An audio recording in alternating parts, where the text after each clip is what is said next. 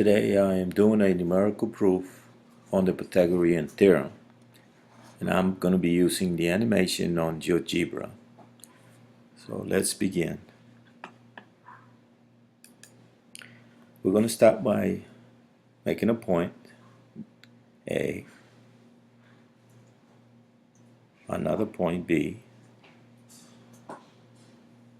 another point C. We will then draw a segment from A to B and measure it. Draw a segment from B to C and also measure it. Then we'll determine if they're perpendiculars, and we are using GeoGebra to determine that they have a 90-degree angle between segments AB and segment BC. And then we connect the points AC, and then we have GeoGebra measure it as well.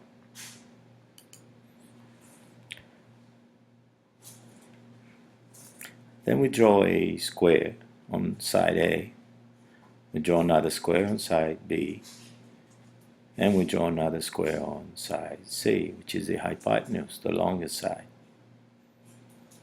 Then we determine the area of the smallest square along also the other square, which is 16, and the biggest square, which is 25. Then the Pythagorean theorem says that the sum of the squares of the two smaller sides is equal to the square of the longest side, the hypotenuse.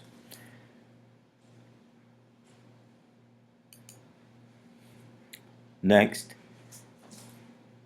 since we know that A is 3 and B is 4, we square both, and then we square C as well. After we get the squares, we add them, and we determined that the sum of the two squares of the smallest sides is equal to the square of the longest side. And that concludes the proof. Thank you.